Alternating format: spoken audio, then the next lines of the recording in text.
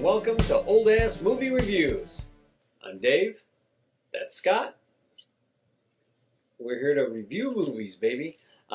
Today's movie is The Chinese Cat. It's a Charlie Chan movie. I am a huge fan of Charlie Chan. But before we get too started, too rolling into this, I have a couple of things to say.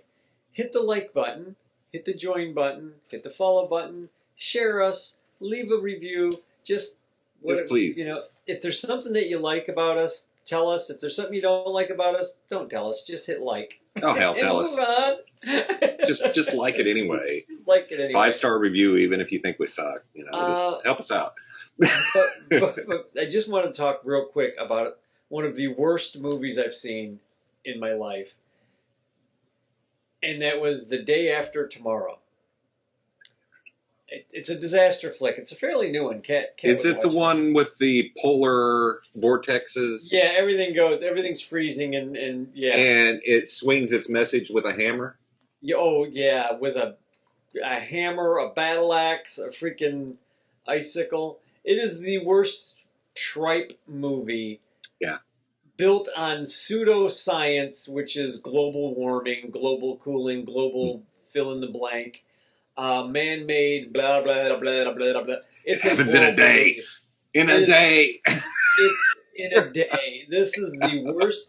This would never happen. It takes centuries for ice ages to hit. Even the little ice age that happened in Britain. I forgot what years it was, but it up until about the 1700s, 1800s, I think they were still walking across the Thames. They could have the big river fairs in the winter. But that was considered the small ice age or mini ice ages because it would freeze for so long. But that took centuries to get to that point, and then it took centuries for it to back off. Right. And when I watched this movie, there is not one believable thing happening in this movie at all. Not freaking one thing. It was horrible. Don't waste your time, people. Special effects were kind of nice. The graphics were kind of cool. But oh, Lord, it's horrible. Yeah. And if you don't want to get hit by a message, definitely don't watch this movie. Honestly, that was worse. I mean, and here's my thing with the messages that when we talk about this all the damn time, I don't care where you fall on it, whether you agree with the message or not. I personally, even if I agree with the message, don't want to be hit in the face like I'm an idiot with it. Thank you. You know, and I think it's lazy. I think it's lazy and agenda-driven, and they set out to make a message more than they did a movie. Not a fan of that movie. I have watched it. I did watch it all the way through because the effects are actually pretty cool, but the whole thing is like, in a day, I made it through about 90% because I came in a little bit late, and I had to ask questions, find out who was who and what was going on. Right. And I was just like, well, no, none of that would ever happen. There's just, it's not going to happen. And then it ends. Yeah. Like, wait, that happened in a day? Yeah, it was not only that. They tried to do some B story of some father-son shit in there, did they not? Trap story. Yeah, and it's like, you know what? You're not going to add it to it, so I don't care. I agree with you. I haven't watched anything shitty, and I'm not going to give spoilers because I don't know if you've watched it yet, but I absolutely love Zack Snyder's Army of the Dead. It's in my queue. It is a lot of fun. Dave Bautista, we need more movies from him. So very, very fun movie. I highly recommend everybody check it out. Cool. Yeah, we'll be watching that either tonight or tomorrow, probably. I think. It's a lot of fun. I just had to get that off my chest because it was such a bad movie. I'm sorry, folks, but it was a horrible movie. Don't waste your time. If it's floating around on Netflix and probably several other channels, don't. It's horrible. But, you're welcome, folks. I watched the bad movies, so you don't have to. Right. The Chinese Cat has one of my favorite characters in all of the Charlie Chan films. His name is Birmingham Brown. Yeah. Birmingham Brown is portrayed by Manton Moreland. He's a black guy. He was a very big actor back in the day. Mm-hmm. I didn't realize how many movies he did. I think I got on his IMBD channel or IMBD. Yeah.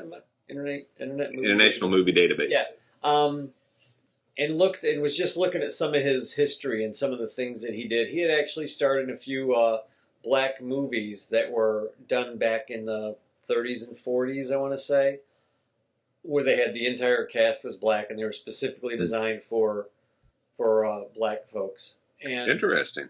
yeah, I thought so. I thought it was very interesting. And he started in some. He had his start on in vaudeville, which I didn't realize that black actors were allowed on vaudeville, but evidently they were, and much more accepted than anywhere else. I could be wrong about that, so if there's a historian out there, squealing in their pants right now, we're probably wrong about something. Yeah. Do what? We're wrong about something, I'm sure. Yeah, I mean, but it seems like what I was reading and how I was reading it, he was very, very popular on vaudeville. And I just want to say about Birmingham Brown, a lot of people, the character of, and Manton Moreland, a lot of people look at characters of that day, especially if they're a black person, and they're usually a maid or a butler or a driver or something like that, and they're very kept in the background. They're always, yes sir, no sir, yes ma'am, here's your tea ma'am, or whatever. Manton Moreland's character, Birmingham Brown, from his first appearance in Charlie Chan's Secret to his second showing up in Charlie Chan's The Chinese Cat, I love this character. Yeah, he's a great character. He, for me, is the everyman. He's not in the background. Yeah, he's my view. He's my viewpoint. And not just my viewpoint, but it's me walking next to Charlie Chan in this point. He's your portal into the show. Yes. And because he's so normal. He's not used to any of this. No, and neither would I. And so when I watched this, I instantly fell in love with Birmingham Brown and Manton Moreland. And if we go all the way back to one of our very early episodes, 6 or 7, something in there, we did Spider Baby, which Manton shows up as the first victim of the movie. And it's like, who is that guy? He looks so familiar. And, as you said, he's got such a pedigree of stuff. But his acting in this and the way this character was written is not taking the background, not just being a driver, not being a doorman, nothing. He is an equal to Charlie Chan. He is in his circle. That's his bud. And even though Manton doesn't realize it, because when Charlie shows up this time, it's like, oh no, not my cab again. It's like I'm not dealing with this. Birmingham Brown does not want to be part of this friendship at first because he knows where it's going to go. And with that said, I wrote down their first meeting, the little bit of conversation that they have. Charlie Chan's in the cab, and he notices Birmingham Brown's ID, his driver's license for being a cabbie. And Charlie Chan speaks to the driver. He says, not glad to see me, Birmingham? And Birmingham says, last time we met, there was 2 or 3 murders. Charlie Chan, the best line in any Charlie Chan movie, murder is my business. Yeah. Manton's comeback is, murder's all right, but you a horse salesman. When I heard that, I was like, you're a whole salesman. Holy crap. How brilliant is that? It's great. Their chemistry is perfect. Was it Sidney Toler and Manton, their chemistry is great. And from what I understand, they initially, I'd read somewhere there where they weren't going to bring Birmingham Brown back, or they didn't want Manton Moreland or something. And Sidney Toler really liked him. And it was like, no, this is the guy I want. This is who we're going to have. He's a great actor, and he's funny as hell. Mm-hmm. And they were actually friends from what I've been able to gather. Yeah. So that really says something for the time period. And Sidney Toler wasn't, he might have been part of Hollywood, blah, blah, blah.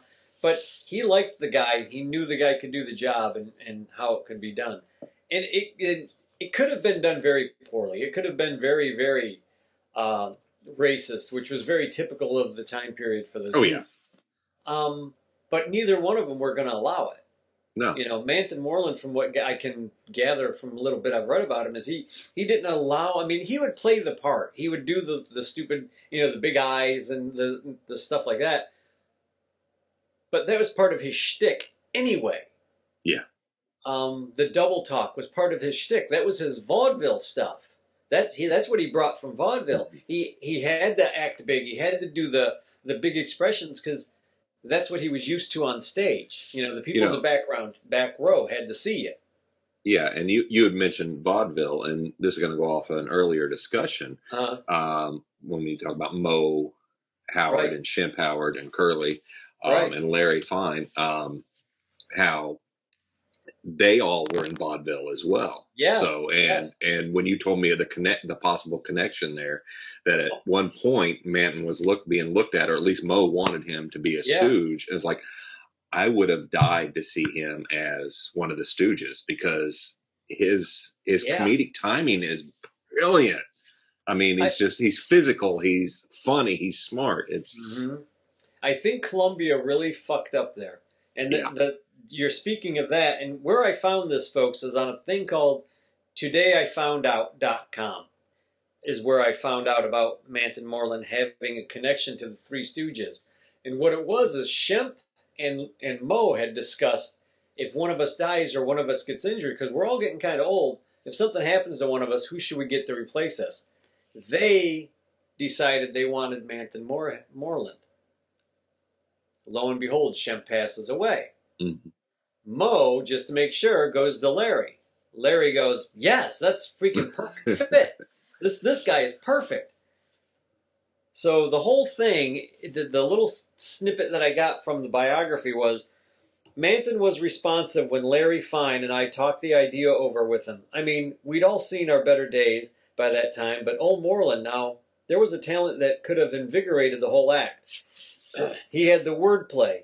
You ever heard him do that anticipation routine where he and one of another partner starts finishing each other's sentences? And he had the physical shtick, the jive moves, the double take receptions that would have filled in the gaps that Jerome, Curly, and Shemp had kept covered. But of course, Columbia Pictures management demanded a white guy because they'd apparently been scared off of Manton. And we ended up with that prissy damn Joe Besser, who was what you might call a pain. I've always thought that what a great act the Stooges could have stayed and a while longer if only we'd have gone with Manton. Now that is Moe Howard. Mm-hmm. That's Moe Howard being quoted in his biography that he wanted Manton Moreland because he thought he was the best guy for the job. God, he's perfect. Hollywood management said, no, we're scared. We're too scared to do what's right. Can you imagine? Can you freaking imagine? They would have lasted another 20 years, easy, and had been a hell of a lot funnier than they were with Joe Besser. Yeah, because I don't, when I own a huge Stooge collection, and guess what? I don't own any Joe Besser ones. No, God, why? Why would you? No. I watch Shemp and Curly, and I'm done. And that's a lot of episodes. But it's like, no. But if Manton would have been there, I'm a huge Stooge fan. Yeah. I see in him that physicality, the double talk, everything. It's like he could be their brother. And could you imagine him and Moe Howard? Because there is a Three Stooges episode floating around with Manton Morehead in it, or Moreland in shit. it. Yeah, there's an image. I'm gonna have to look it up. Them holding him, and I'm guessing he must have been a butler or something that they were fucking with. But I want to see this episode. I got to find it. I never knew of this connection until we watched this, and I just wanted to look up Manton. I just wanted to have something to say nice about the guy because I love this guy. I've watched and anything I can find on him, I watch. There's one called a movie called King of the Zombies. It is well worth the watch. He and his buddy or his partner or the guy he works for supposedly crash land on this island. There's zombies on the island. Of course. Manton Moreland is not the star of this movie, but Manton Moreland is the star of this movie. If he was not in this movie, it would have been a crap movie, would have been nothing. This guy enters and he is funny through the entire thing. It is absolutely hysterical. Anybody out there wants to watch it. It's called King of the Zombies. Very funny. And Manton went on to do quite a few Charlie Chan shows. I think 15 or 16 with Sidney Tolier and oh crud, I forgot the guy who. Yeah, I will definitely have to check out King of the Zombies. But yeah, the whole, I know we're supposed to be talking about Charlie Chan and the Chinese hat, but Manton to me is Birmingham Brown, that character, and seeing that interaction. Right. I don't want to give anything away about these Charlie Chan episodes as far as what exactly happened, just because I think people should go watch this. Now, this was my first foray into Charlie Chan. Really? Yeah, this is the first time I'd ever seen it because I'm like, I don't want to watch. That's right. I remember you and I talking about that a little bit. That's why I pushed Charlie Chan a little bit. You did. Yeah. It's like, you know what? I'll finally break down and watch it. Sometimes I'm hesitant to watch old stuff. Right. I understand. But, sometimes you find a gem. And what I found with watching this and I'm just going to get this out of the way real quick. Sidney Toller's not Chinese. That's all I'm saying about it. Okay. It was the 40s or the late 30s. I can't go back in time and change it. It is what it is. So, anyway, take it up with them. And to add to that, if Key Luke didn't have a problem with it, nobody else should have a problem with it either. Hey, there you go. Drop the mic. Yeah, nobody else seemed to have a problem with Sidney Toller I can't remember the other actor's name. But my mind is just shutting down on all the other and that's just it. And it just goes back to I'm not making excuses saying that was the time. I'm saying it was back then. We can't change it. That's how it was. Yes, it would have been fucking awesome to hire a Chinese person, but I do want to, just without going into a full-blown discussion about this, just basically talk about how during the time the anti-Asian sentiment was high, and having the writer who created this character to show, hey, not all Chinese people are bad. Look at this. Here is a great character of Charlie Chan who is doing everything pro bono, and he just wants to help. And he's a good American, basically. Right. he's that's doing. Why Earl the Biggers created him. Yes, was because there was so much really bad takes on Asians, Chinese or Orientals in general. Were portrayed very poorly in popular cinema, popular literature of the time. And he created Charlie Chan to say, hey, not all these guys are evil wizards, or buck-toothed, slant-eyed. They're not all what they're being portrayed as. And Charlie Chan, for me, I grew up. I don't know how old I was before I realized the guy wasn't Chinese. Well, no, you wouldn't have. You lose yourself in the story. Yes. Honestly. Even now. Would I love to see Charlie Chan take that role? Or not Charlie Chan, Jackie Chan? Yeah, I would love to see Jackie Chan. Yeah, I did it again. Every time I say this, I always screw it up. I'd love to see Jackie Chan take the role. And for me, what would be very funny is if his number one son was a white guy made up like an Asian guy.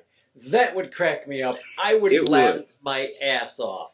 Yeah. Everybody else would have a hissy fit and go, "Oh, you're appropriating." Fuck you. It's funny. It is funny, and that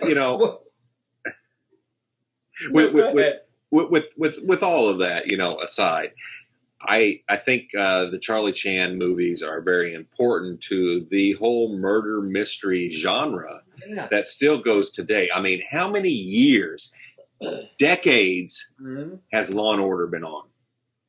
Right, and how many different versions of it?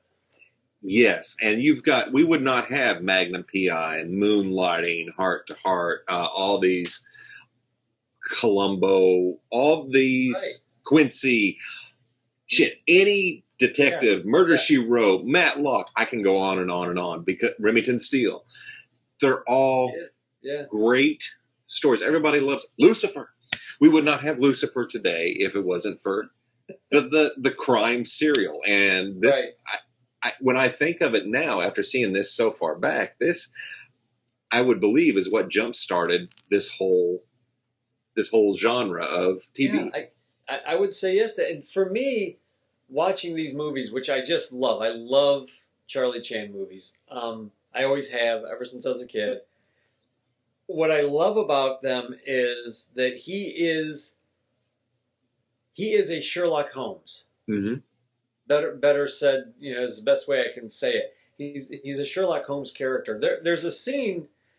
The funniest thing about Charlie Chan is he is very wise. He's a very wise man. He knows that he's very calm. He's very cool and collected. And then one of his kids shows up. And his kid, it's usually one of the sons. It's either number one son or number three son. Sometimes it's the number six son. One of the younger boys shows up. But when they show up, especially when the daughter shows up, they're all speaking colloquial English jive. Yeah. And of the time period. So if you're not familiar with any of the shorthand language, you might lose it too, because it's funny. He'll show up.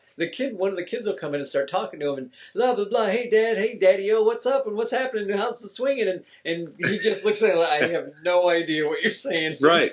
And that's funny that you say that, because I hear, I work with a lot of people that have teenagers and stuff, and they talk about these things that their kids say, and I'm like, right. What are you talking about? I don't know what you're talking about. Right. Right. It's very funny, because this one, his son shows up, and his son is skipping school for whatever reason. They never explain why he's dumped school to go see his dad. But his dad keeps giving him grief, and his dad will insult his son, but he does it, and he kind of side eyes him with a smile, like, I love you, but we're going to talk about this in a minute. And at one point, the detective comes in. They find a dead body. It's Charlie Chan and his son. They find a dead body behind a table in a dark room. A detective comes walking into the room. They got the detective that was supposed to meet them there or something. And the son starts talking, and the detective is just looking at him like, who the hell are you? And Charlie Chan says, bottleneck of progress is number 3 son Tommy. That was what...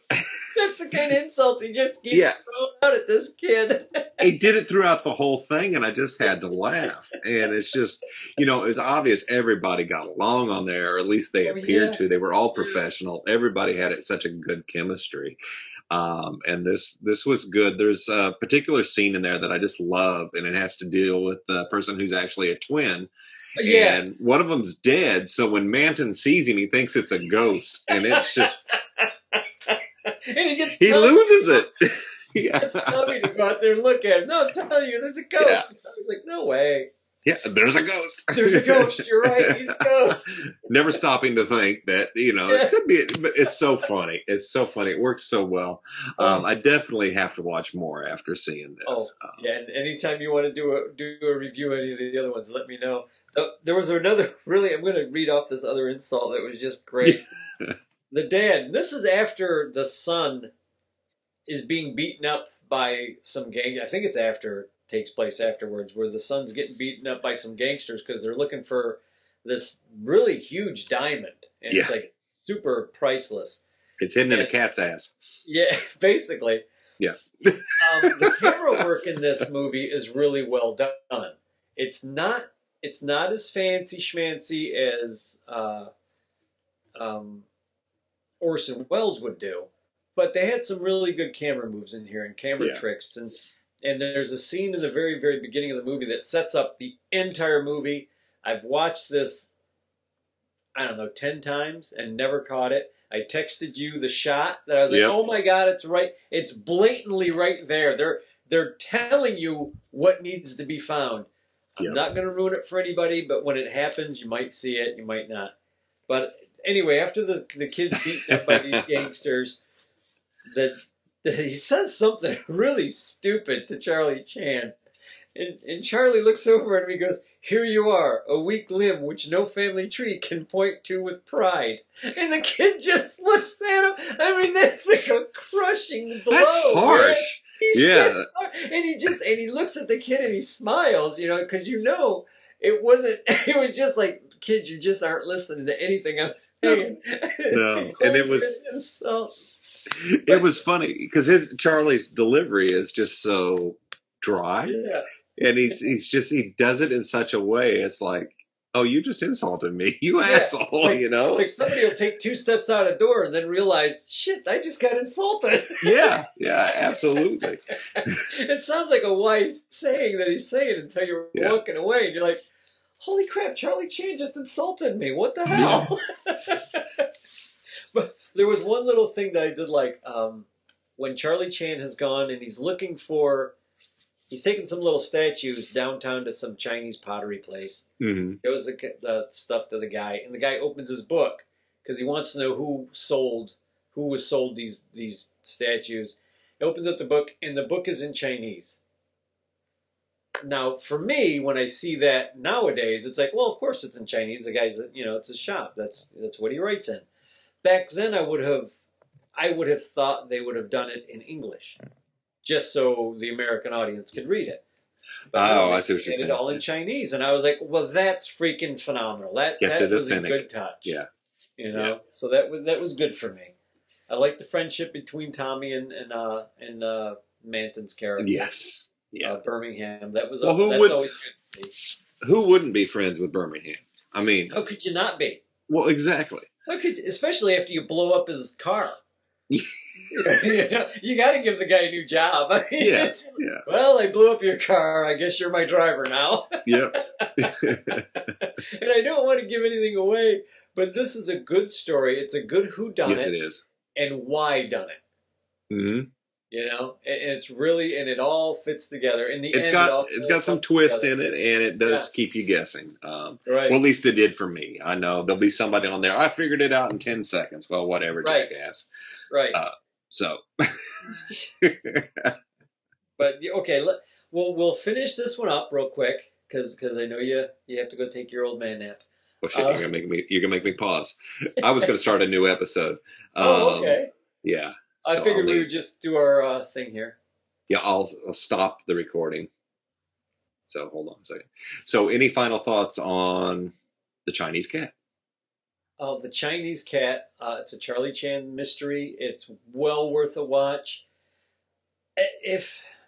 I don't know what to say. I know it was a white guy dressed as a Chinaman, but when you see Sidney Toler without his makeup on, he basically looks the exact same. Yeah, he doesn't look much different.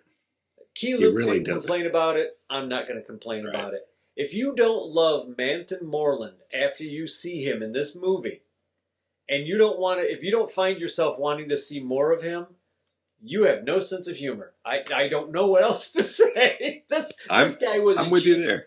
And he's underrated in my opinion. This is a must-see, especially if you like old detective movies.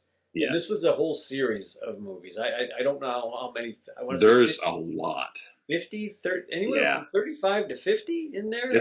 It's a lot. Got lost, but there's a lot of them in there. Yeah, yes, I say yes, watch it. Yeah, and I'm going to agree with Dave. Yes, watch it if you want to see the start of all this whole detective genre. And Matt Moreland is just great, and they're well written. Just look at it as, hey, you're watching something from the 40s. You may not always agree with things you see, and that's just life, and that's how it is. And this is some pretty cool shit, and I absolutely enjoyed it. Great. So I'm glad I could turn you on to something new like that. Yeah. That's pretty cool. That makes me. Oh, really? Until next time, we'll come back with something else, old or bad or good. I don't know. We'll catch you all later.